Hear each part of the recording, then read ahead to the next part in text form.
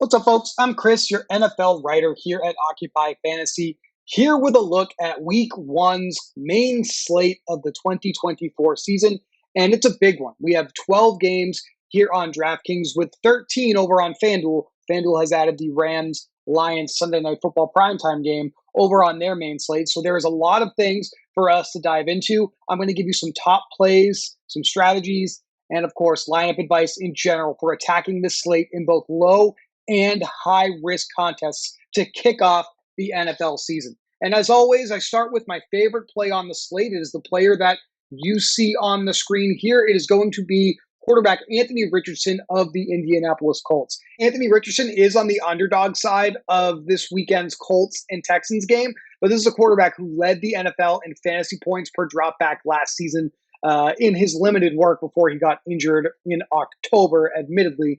But we're excited to see what Anthony Richardson can do here in his sophomore campaign. And the Texans come into this matchup having sported a below average pass defense for all of 2023, despite winning the AFC South last year. So there's a really good chance that Richardson can actually succeed through the air this week, as well as doing what we know he is capable of doing on the ground. Expect Richardson to have like a 30% share of team rushes this season, as well as utilizing his explosive arm to find players like Michael Pittman, Kylan Granson at tight end, Alec Pierce at receiver, rookie Adonai Mitchell, and Josh Downs once he is healthy as well. So Anthony Richardson, our favorite play at quarterback, favorite play on the slate for all lineup types. Now, for those of you that have been with the channel before, you know that what I like to do is a rundown of the betting markets to see which running backs are going to be in the most favorable spots to succeed this week. Our biggest favorites here in week number 1 are the Cincinnati Bengals in their matchup with the New England Patriots for their home opener. And there isn't really a lot of consensus as far as fantasy players are concerned about who the number 1 running back here is going to be. Zach Moss is listed as the starter on the depth chart for the Bengals by the Bengals, but a lot of fantasy players are into Chase Brown. In fact, some popular providers actually have this projected as a 50-50 split and even slightly in favor of Chase Brown. There's not going to be a lot of ownership on Bengals running backs this week as a result. So even though they are extremely heavy favorites, and this is a running back situation that we would typically target for low-risk contests, this is not necessarily a low-risk play this week, but it becomes a great high-risk play to target one of these running backs in a favorable game environment if this game plays out the way that everyone is expecting. I'm going to side with what the team is telling us, and Zach Moss will be my favorite play in this backfield against New England's defense. The only thing New England really did well last year was defend the run on defense. So that is the only thing to be aware of. If they're able to continue that trend here in 2024, that could present some problems for Moss and Brown. The Buffalo Bills are favored by 6.5 points in their home opener against the Arizona Cardinals, and they were an absolutely atrocious defense last year against both the pass and the run. That's good news for James Cook, who should be the bona fide running back 1 here once again this season for the Buffalo Bills. Don't believe Ty Johnson or Ray Davis are, at this point, tremendous threats to his workload for Buffalo. Once again, this looks like a good play for high-risk contests because James Cook is not going to be super heavily owned in DFS contests this week. $6,900 here on DraftKings. Very affordable for a number 1 running back in tournaments against the defense that was the second worst defense defending the run last year. So James Cook, an option to consider. Now we're actually going to get into the land of popular plays. Looking around the industry, plays that people are on. Kenneth Walker III, the lead running back for the Seattle Seahawks in their matchup with the Denver Broncos, favored by 6.5 points at home here. One of the first games in the late window this weekend. What I can tell you about this matchup for Kenneth Walker is that the Broncos were the 3rd worst rush defense last year. So if they haven't dramatically improved this season, Walker once again will have a good chance to succeed on a ton of touches against the Broncos here in week number 1. That's another option I think is in a strong positive game script environment.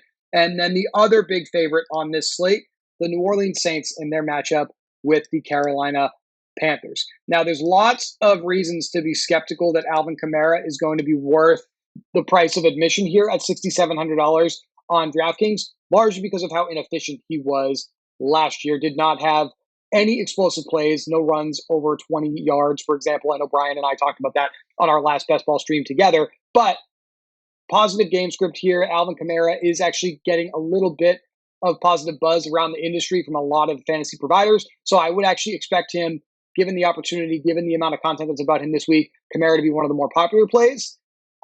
Therefore, better fit for some low-risk contests than high-risk contests, and potentially on the list of potential fades here for your high-risk contests as a result if he is going to carry some ownership. So that's a little bit of where we stand on positive game scripts for running backs. I do think you didn't see a player that I have here on the screen mentioned. Jerome Ford with the Cleveland Browns is actually our favorite play in the Occupy model at running back this week. So let me pull that up and we can talk through some of the other running back plays.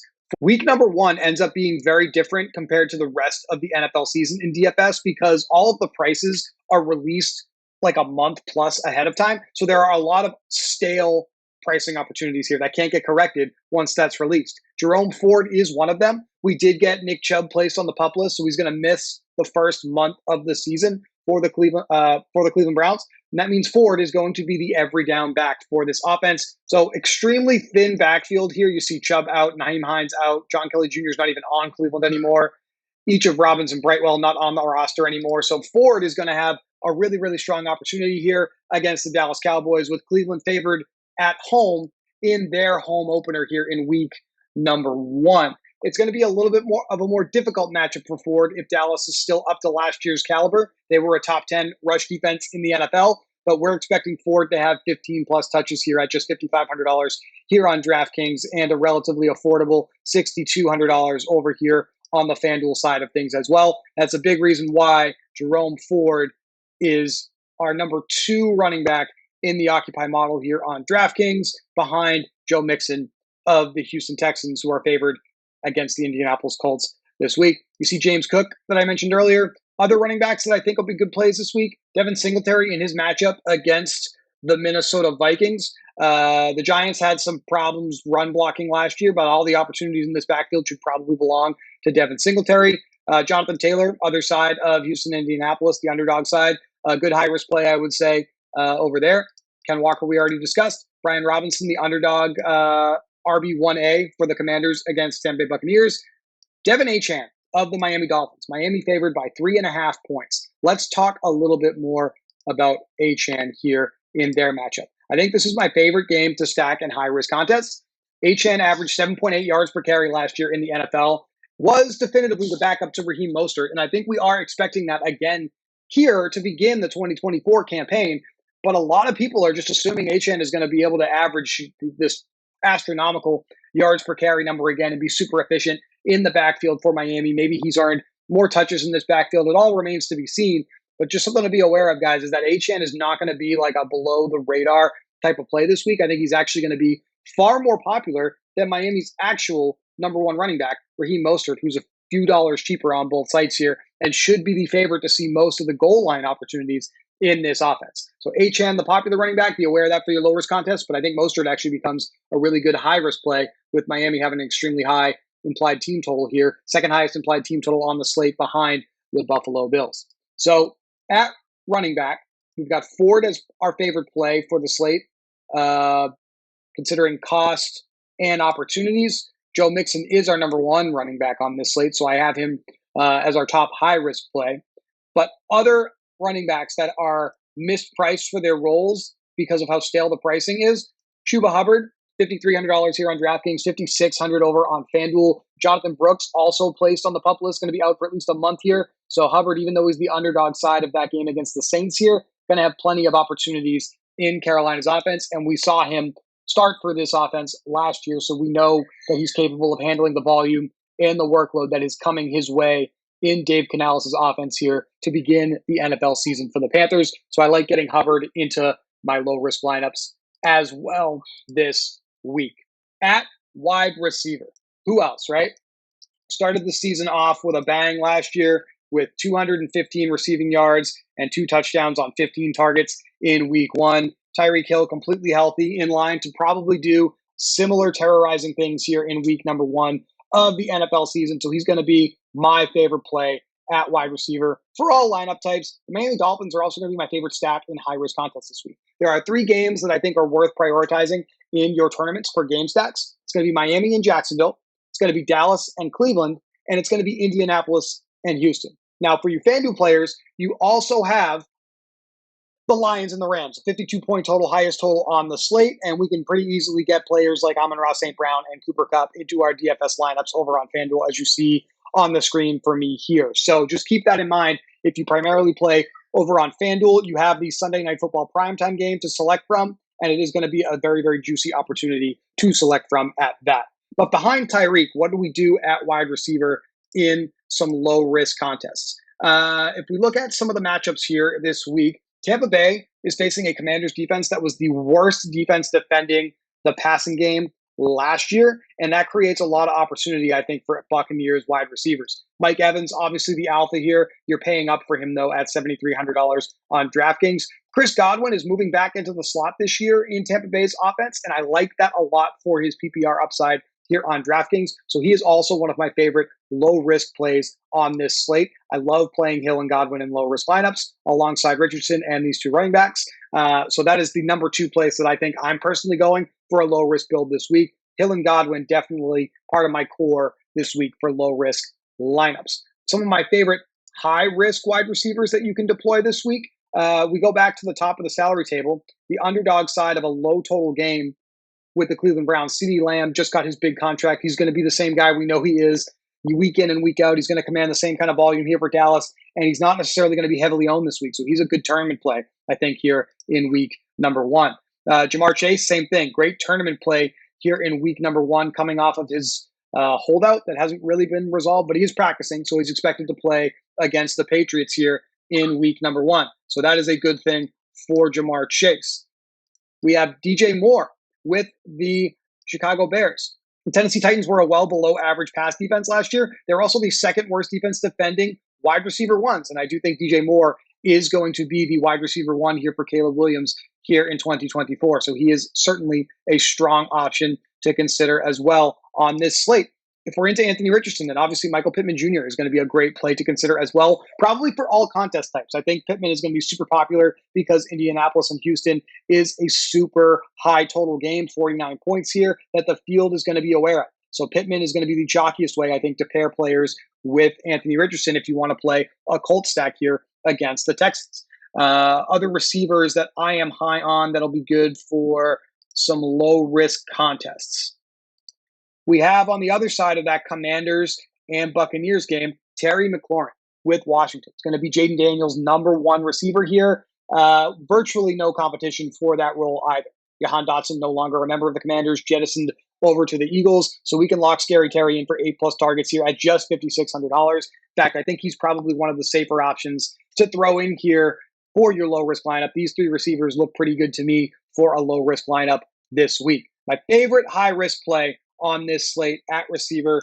He's one of the first-round rookie wide receivers. We just saw Xavier Worthy pop off in Thursday Night Football, the debut game of the season between the Chiefs and the Ravens. Brian Thomas Jr. out of LSU, going to be starting for the Jaguars in 2 wide receiver sets. Thomas is taking over the old Calvin Ridley outside wide receiver role for Trevor Lawrence here. We are expecting Brian Thomas and Gabe Davis to be the starting wide receivers in 2 wide receiver sets for the Jacksonville Jaguars, with Christian Kirk running some slot routes. So I like Miami and Jacksonville as my favorite game stack of the week. I like Brian Thomas as my favorite piece on the Jacksonville side of that game, given both opportunity expected and cost on this slate. So I love getting Brian Thomas in Miami and Jacksonville stacks in high-risk lineups. Not sure he's an appropriate play for low-risk contests because we're not sure what's going to happen here yet.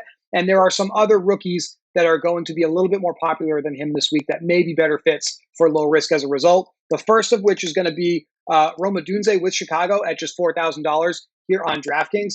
And then Brian Thomas's LSU teammate Malik Neighbors with the New York Giants. Going to catch quite a bit of ownership this week as well. All of this is detailed in the Occupy model over at OccupyFantasy.com, which you can access by subscribing to our website for as little as $7 a week to see our models as they update for every single NFL slate throughout the rest of the regular and postseason. All your single game slates, all your classic slates, all your short slates are going to be detailed in the Occupy Fantasy model. And we're going to have plugs for all those showdown slates. You've already been able to enjoy those for both Thursday Night Football and Friday Night Football. We have a plug for this slate as well that's available on OccupyFantasy.com. And there will be a plug for both Sunday Night Football and a plug for Monday Night Football on Monday as well. So Great offering that we have here for you. We know a lot of you guys do not necessarily want to pay for fantasy analysis and fantasy content. That's why we do a lot of things for free here on YouTube. So if you want to see our videos week in and week out, please make sure you're subscribed to the channel as well. Brian's going to do a great job putting showdown videos out for you every Thursday and Monday.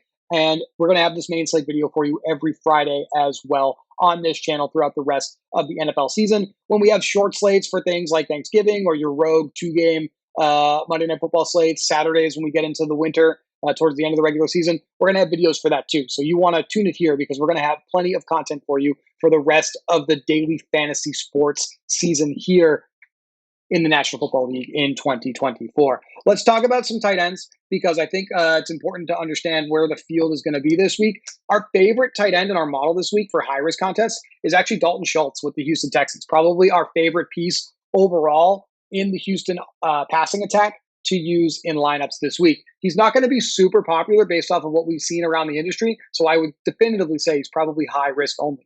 In your low-risk contests, going back to my favorite game of the week, Evan Engram is probably going to be the most popular play here at $5,500. It's a very, very strong target per dollar roll. If we look at how he was utilized last year by the Jaguars, we see 10-plus targets in 3 out of the last 5 games that they played. And if you're looking for some stability in Jacksonville, if you're Trevor Lawrence, Evan Engram is one of the ways that you can do that here this week as you adjust to having 2 new starting wide receivers in Brian Thomas and Gabriel Davis out there with you. So I feel like Evan Engram has a really good chance to be a safety valve for Trevor Lawrence this week. Not only that, we're expecting Miami to be ahead here. We're expecting Jacksonville to be chasing points. And Evan Engram has a really favorable matchup. The Dolphins were a well below average defense defending tight ends in fantasy last year. That includes all tight ends, not even those that don't command a high volume of targets like Evan Engram. So Evan Engram in particular, probably in a good spot to succeed here in week number 1. But some other tight ends that I think you should be aware of that the field is going to be utilizing pretty heavily this week. I do think Kyle Pitts, $4,600 here on DraftKings. The Atlanta Falcons are actually expected to be pretty popular across the board this week. Bijan at running back, Drake London at receiver, and Pitts at tight end, probably going to lead the group in ownership at his cost as well. Against the Pittsburgh Steelers, Steelers were actually a top 6 defense defending tight ends in fantasy football last year. So I don't think this is the best matchup for Kyle Pitts, but I do want you all to be aware of the fact that Atlanta is going to be pretty popular here in week number 1, and Kyle Pitts is going to be one of those super popular plays. With me being on Miami as a stack option, I think if you're looking to save some money, Jonnu Smith has joined the Dolphins this season, came over from the Falcons last year where he had a decent role alongside Kyle Pitts. I think he's now going to be the number 1 tight end. We can get like 3 to 5 targets from Jonnu here at $3,500 here on DraftKings. I think he's more of a DraftKings only play, but a good high risk stack pairing partner with Tua Tagovailoa at the tight end position. You're also going to see Pat Freiermuth with Pittsburgh on the other side of that Falcons game be one of the better high risk plays in the Occupy model this week. So I think he's in good shape. And then obviously at the top of the salary table here, we have Trey McBride, the number 1 receiver for the Cardinals last year. We'll see how that pans out with Marvin Harrison Jr. now being in the fold for Kyler Murray. And then Dalton Kincaid, I think, is probably going to be, at least early on, your number 1 target for Josh Allen and the Buffalo Bills. The Buffalo Bills facing Arizona this week. Arizona, the 2nd worst pass defense in the NFL last year. Buffalo, the number 1 pass blocking offensive line, the number 1 run blocking offensive line. So the Bills in a good position here to succeed.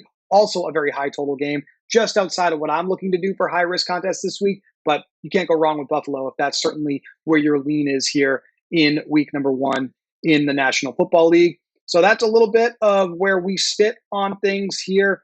Personally, again, my favorite way to play this slate is to play Brian Thomas from the Jaguars as my Jaguar piece in that number 1 game. And now we have $6,000 for our final spot, which is plenty of money to get one of these high-end running backs, one of these other popular receivers in our low-risk lineups this week. And we have the Cleveland Browns as the number 1 defense in the Occupy model here in their matchup with the Dallas Cowboys. So that's a little bit about how I'm looking at low risk, but keep an eye on the Daily Plug as that comes out here on Friday, and keep an eye on any changes that we make throughout the week, because there may be some plays that emerge that we haven't accounted for at this point in low-risk contests. Let's talk high risk here in week number 1. Because pricing is so stale, we don't have to go overboard with our stacks. Typically, you're going to see us advocate for 3-1 game stacks. But here in week number 1, I think we can get away with 2 O's or 2 1s at the most, especially in these large field contests, because you're going to be competing against tens of thousands, if not hundreds of thousands of people in some of these large field contests. And the correlation is just not likely to get you there. We had a 36-34 game between the Chargers and the Dolphins last year that ended up in the winning lineup in DraftKings in the $5 Millionaire Maker Lottery type contest. And it was still only a 2-1. We had Tua, we had Tyreek Hill, and we had Austin Eckler on the Chargers side in the winning lineup. That was it. So 2-1, I think, is the furthest I would go with some correlation this week. And since I like Miami and Jacksonville, I'm going to go with Trevor Lawrence. I'm going to go with Brian Thomas. And I have Tyreek Hill in this lineup already. I have 5,500 remaining for some more plays. So my second favorite receiver that's in my core is Godwin. So I got my Hill and Godwin core here. We have 5,350 per player remaining here. We can go with Devin Singletary, who should have a pretty high volume role at running back. We can put Jerome Ford in the flex. And we have $5,000 for your favorite tight end that you can put in here. I've already talked about who I think some of those plays would be to fit in at tight end. So that is a little bit of what I think is going to happen here in week number 1 in the DFS streets here on DraftKings and FanDuel. I'm super excited to be back, guys. I'm super excited to be talking about main slates with you for the next 17 weeks, all the way through week 18 of the NFL season.